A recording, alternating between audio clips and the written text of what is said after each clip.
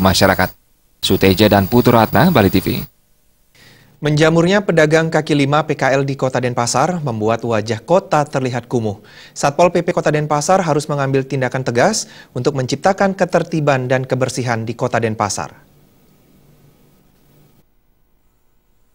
Menjamurnya pedagang kaki lima di Kota Denpasar membuat pihak Satpol PP Kota Denpasar melakukan pengawasan dan penindakan tegas selama 24 jam terhadap pedagang kaki lima PKL di tempat-tempat seperti trotoar, lapangan umum, dan tanah telajakan.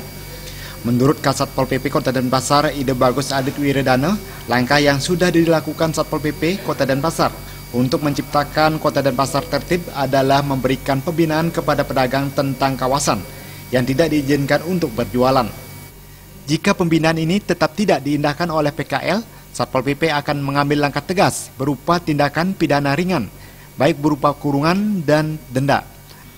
Tempat-tempat yang diprioritaskan pengawasannya saat ini adalah daerah dekat badan jalan, trotoar, dan tanah telajakan. Pengawasan juga dilakukan pada jalan bypass, jalan pusat kota, dan lapangan di kawasan Denpasar. Tujuan dari pengawasan dan penindakan tegas adalah menciptakan Kota Denpasar yang bersih dan tertib sesuai peraturan yang ada.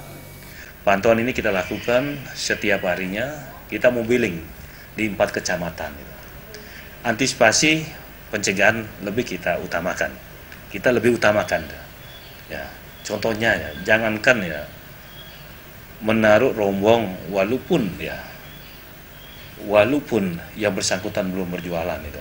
Tapi kita sudah cegah itu.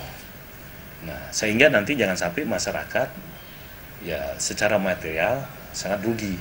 Adit Wiredana berharap pelaksanaan pengawasan dan pemantauan oleh Satpol PP dan masyarakat dapat mengurangi pelanggaran dan dapat menciptakan kota yang tertib dan bersih.